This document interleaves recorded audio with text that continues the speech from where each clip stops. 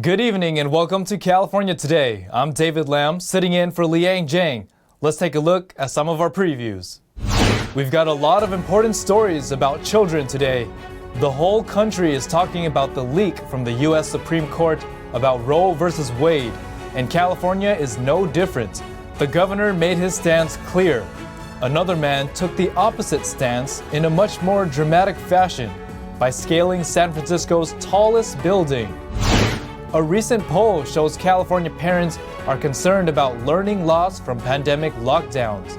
But at the same time, their opinions about what to do seem a bit contradictory, according to one analyst. The state's new budget, despite a massive surplus, did not include funds for a child protection task force. The team's goal is to stop online predators against children. In response to the leaked documents suggesting that Roe versus Wade could be overturned, Governor Gavin Newsom and several state leaders are proposing an amendment. They say they want to enshrine abortion laws in California. Newsom and several Democratic representatives are proposing an amendment to keep abortion laws in California. Newsom stated on Monday, California will build a firewall around this right in our state constitution. Political reports that on Monday night, the Supreme Court considered striking down the Roe v. Wade decision, according to a leaked draft opinion written by Justice Samuel Alito. The justice wrote that it is time to heed the Constitution and return the issue of abortion to the people's elected representatives. He also wrote, "Abortion presents a profound moral issue on which Americans hold sharply conflicting views. Overruling the 1973 Roe v. Wade decision would prohibit abortions in roughly half the states in America. Voters could see a ballot vote to change California's constitution as soon as November." A famous comic book hero often said, "With great power comes great responsibility." One activist was seen using his power today in downtown San Francisco, scaling the walls of the city's tallest building. And his responsibility? It's all in his nickname, Pro-Life Spiderman. NTD's Jason Blair brings us more. On Tuesday morning, people were stunned when they saw a man climbing the Salesforce Tower in San Francisco. Police were alerted at about 9:20 a.m. after the climber reached the 60th floor. They tweeted, "He is placing firefighters' lives and the public's safety at risk," and they urged people to avoid the area. The climber is Mason Deschamps from Las Vegas, and he goes by the nickname Pro-Life Spider-Man. He recorded and uploaded a video to Instagram while he was up there. I'm up here climbing right now to protest Dr. Santangelo in Washington, D.C. There's been no investigation so far.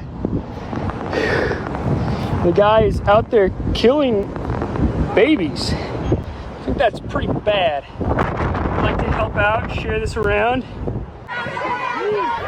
Though his actions come right after the U.S. Supreme Court leak about Roe versus Wade, his message appears to instead be condemning a late-term abortion doctor from Washington, D.C. According to his website, a whistleblower and pro-life activist obtained the bodies of 5 murdered babies from the doctor's clinic about a month ago. He claims the bodies were not examined but instead discarded as medical waste. He wants to hold the doctor accountable. Deschamps was born and raised in Michigan. He moved to Santa Clarita, California when he was 16 and started rock climbing. He majors in finance at the University of Nevada, Las Vegas. By 11 a.m., Deschamps was in police custody. Jason Blair, NTD News, San Francisco. A recent poll shows that California parents are worried about pandemic learning loss, but the results are a bit contradicting. NTD's Eileen Ng has the data. According to a poll conducted by the Public Policy Institute of California, more than 4 in 10 parents say their children have fallen behind academically during the pandemic. So now we have, nearly 6 in 10 saying things are heading in the right direction, 4 in 10 saying that things are worse in the system, as well as 8 in 10 saying that the quality is a problem. But at the same time, most adults approve of the way the governor handled K-12 education. About half of parents say teacher shortage is a big problem.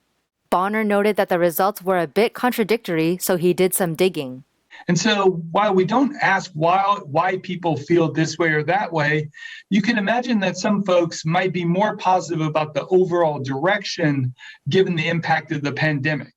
The survey also found that the majority support ending the state school mask mandate, but also support requiring vaccines. Majorities of Democrats and independents are supportive of requiring these vaccines if they're approved by the FDA, while most Republicans are opposed to that. However, as I previously discussed, we do see agreement across partisan groups when it comes to masks and the state's decision to no longer require them in schools. In addition, Californians view preschools as important and back state funding for preschool programs. The findings are based on responses from about 1,600 California adult residents from March 30th to April 13th. The Los Angeles Unified School District is postponing its COVID-19 vaccination requirement for students until July 2023. The move is to follow California state timelines. The Los Angeles Unified School District is postponing its COVID-19 vaccination requirement for students until July 2023. The move is to follow California state timelines. Infection rates have been low in the school district. Between March 23rd, when the school mask mandate was lifted, and April 27th, infection rates have remained at a low of under 1%. Cases only rose following spring break to a peak of 5% when symptomatic students were tested. Many other large California school districts have opted to postpone the vaccine mandate, but not San Diego Unified School District.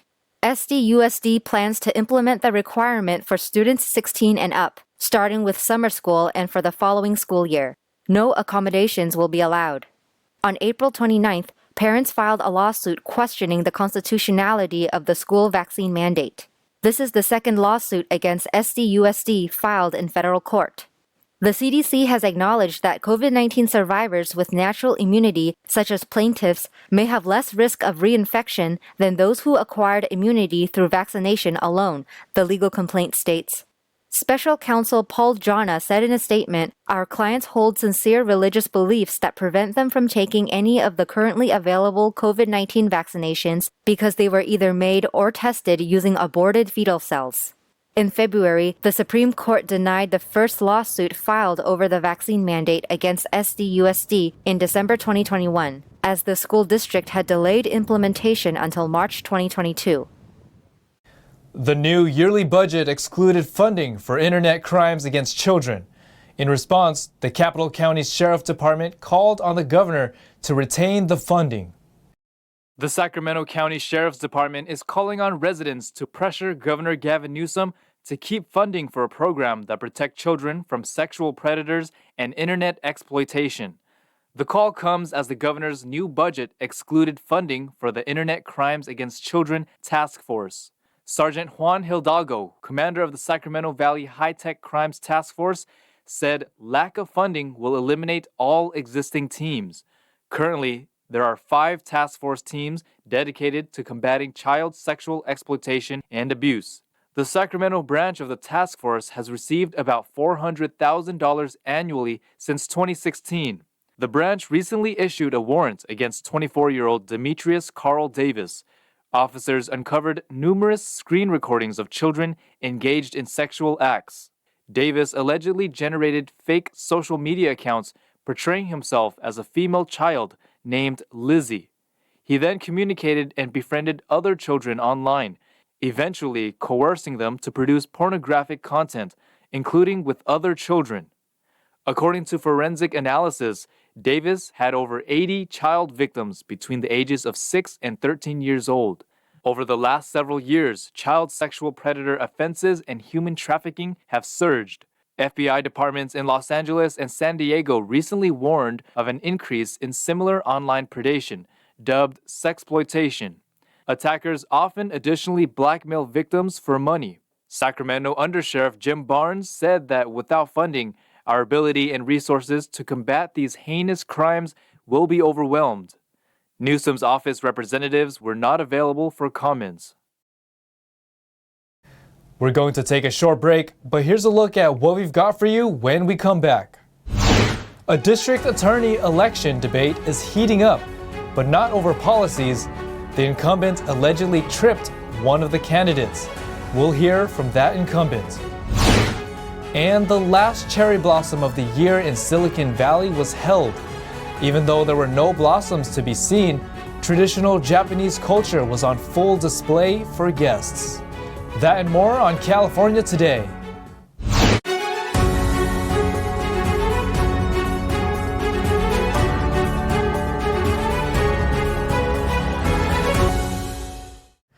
The race for a South Bay district attorney seat is heating up.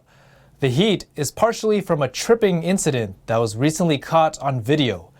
Now the debate has shifted to whether the incident was accidental or deliberate. NTD's Cynthia Kai spoke with one of the candidates involved.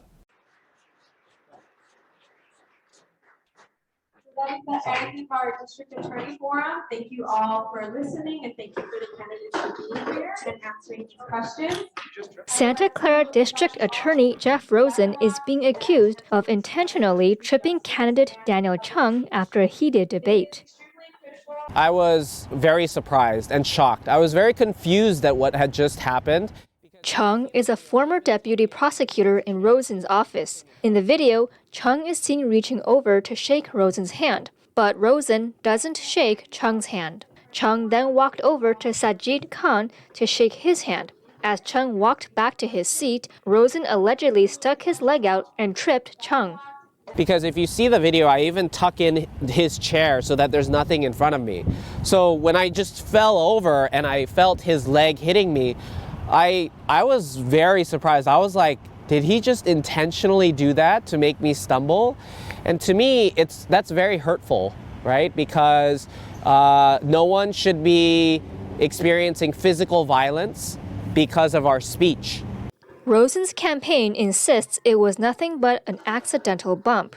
A campaign representative wrote in a statement, during the candidate forum, as they were both maneuvering in a very narrow space, DA Rosen accidentally bumped into Mr. Chung. 30 seconds later, after the forum concluded, DA Rosen apologized to Mr. Chung, and they shook hands. Then DA Rosen shook hands with Mr. Khan. Unfortunately, DA Rosen's opponents are attempting to sensationalize a simple human interaction for political gain.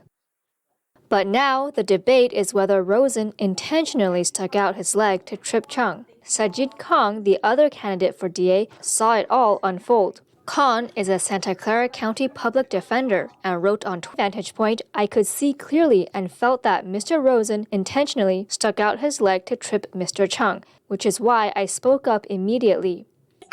I would like to invite you all to continue the dialogue. In the video, Khan can be heard asking Rosen, did you just trip him? To which Rosen replies, no, he just tripped. Khan added, I witnessed it and had to say something. When people criticize how you run the DA's office, harming them is unacceptable. There's no place for this behavior in our democracy. About 30 seconds after being confronted by Khan, Rosen can be heard apologizing to Chung, saying, sorry about that. The two then shake hands. Rosen was elected 12 years ago. This is the first time he is being challenged for the DA's seat. The upcoming primary election is on June 7th. Cynthia Kai, NTD News, California. Lawmakers attempted to introduce a bill that would establish 4-day work weeks. But lawmakers decided against advancing the bill, citing there was too little time to fully study its implications. Democratic Assembly members Evan Lowe and Cristina Garcia have shelved their 4-day workweek bill. The Assembly's Labor and Employment Committee declined to set Assembly Bill 2932 for a policy hearing. The refusal ended the bill's chance of progressing in the current legislative session. The proposal would have required private sector employers with more than 500 employees to pay hourly workers overtime for logging more than 32 hours a week. Garcia said in a statement, I'm disappointed that AB 2932 is not moving forward this year, but we must continue to elevate the conversation about the 4-day work week and in general ensuring our workforce has a better work-life balance. Some economists warn that shortening the work week while keeping wages the same and paying additional overtime would kill jobs. The California Chamber of Commerce said in a statement, the bill significantly increases labor costs by imposing an overtime pay requirement after 32 hours and other requirements that are impossible to comply with, exposing employers to litigation under the Private Attorney General's Act. But Lowe said he isn't giving up on legislating a 4-day work week. He plans to hold an informational hearing with stakeholders to understand what changes would need to be made to give AB 2932 a better shot at advancing. Beautiful cherry blossoms have finished falling and have been replaced with fresh green leaves in Cupertino. This city held its annual Cherry Blossom Festival for the first time in 2 years, showcasing a variety of Japanese traditional performances and food. You couldn't have asked for a better day today. Last weekend, the 38th annual Cherry Blossom Festival was held in Cupertino's Memorial Park. People enjoyed dance performances, cultural displays, and Japanese delicacies sold at food carts. Japanese-American Aiki Koto, who has lived in the United States for 14 years, visited the Cupertino Cherry Blossom Festival for the first time with his family.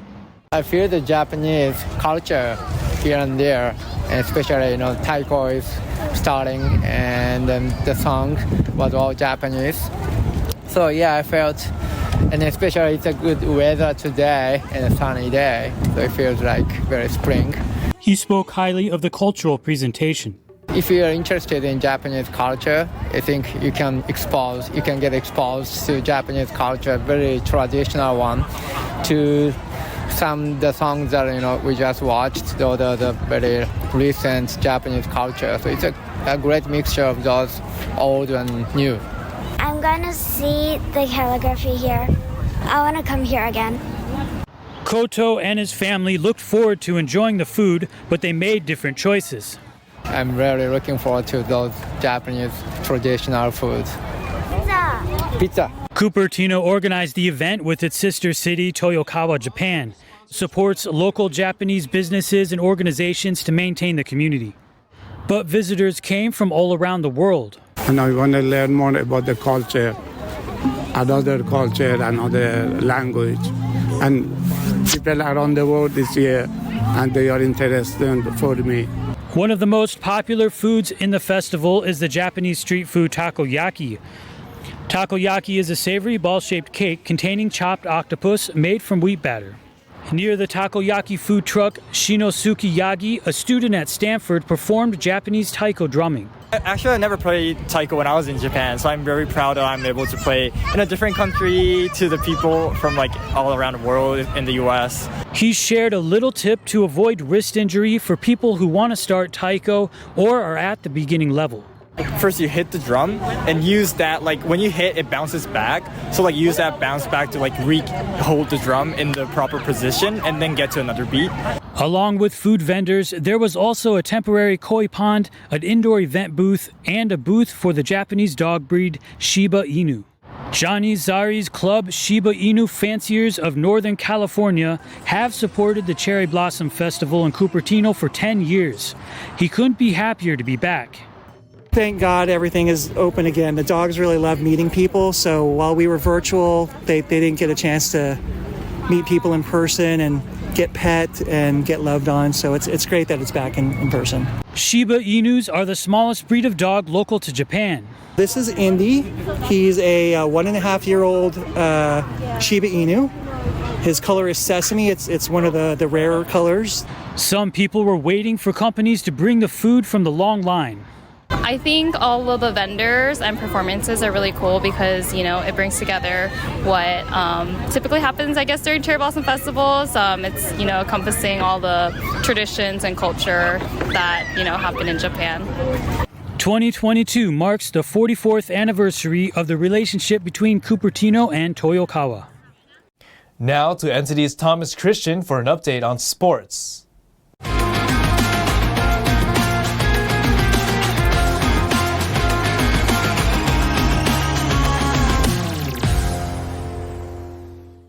I'm Thomas Christian, giving you the California Today Sports Roundup. Former U.S. goalkeeper Hope Solo on Friday said she was voluntarily entered into an inpatient alcohol treatment program. She asked for a postponement of her Hall of Fame induction ceremony, which was scheduled to take place next month. She said via social media post, "At this time, my energies and focus are totally directed to my health, healing, and taking care of my family. I want to thank the Hall of Fame for their support and for understanding my decision." An additional statement was also released via social media, saying, "On the advice of counsel, Hope can't speak about this situation, but she wants everyone to know that her kids are her life, that she was released immediately and is now at home with her family, and that the story is more sympathetic than the initial charges suggest, and that she looks forward to her opportunity to defend these charges." The news comes after Solo was arrested in a Walmart parking lot in North Carolina earlier this month and charged with impaired driving, resisting arrest, and misdemeanor child abuse. Her 2 children were in the car at the time of the arrest. Solo, widely considered one of the greatest female goalkeepers to play the game, helped the U.S. win 2 Olympic gold medals and a World Cup during her career. A jersey worn by Kobe Bryant in his rookie season, including 2 playoff games, will be sold at auction. The jersey from the 1996-97 season could fetch between $3 and $5 million in an online auction that begins May 18th. David Kohler of SCP Auctions said Saturday. Kohler said the seller, who wants to remain anonymous, has had the jersey for 25 years. The seller approached Kohler after seeing another of Bryant's rookie jerseys went for $3.69 million last year. That autographed yellow game-worn jersey fetched the highest price ever for a basketball jersey. Also last year, a rookie trading card of Bryant sold for $1.8 million. Neither of the 2021 sales were conducted by SCP Auctions. The upcoming auction features the number 8 jersey Bryant wore for the Los Angeles Lakers in regular season wins at the Old Forum on April 13, 1997 against Utah and April 17, 1997 against Sacramento. He donned the same jersey at home on May 8th and May 10 in the Western Conference semifinals against Utah. The Lakers won the first game with Bryant scoring 19 points. They lost the second, in which he had 9. They went on to lose the series 4-1 to conclude Bryant's rookie year. The jersey's authenticity has been verified by independent authenticators who photo-matched it, Kohler said. That process involves examining an item's unique characteristics. It was also matched to a 1997 trading card featuring Bryant wearing the jersey.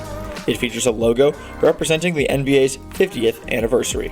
Kohler said the market for Bryant memorabilia remains very, very strong 2 years after his death. And that's all for sports. And that's all for tonight. You can join us again on California Today every weekday at 8:30 p.m. If you have any news tips or ideas for a show, or you just want to let us know how we're doing, our email is california.today@ntd.com. I'm David Lam, sitting in for Liang Zhang. Have a wonderful evening.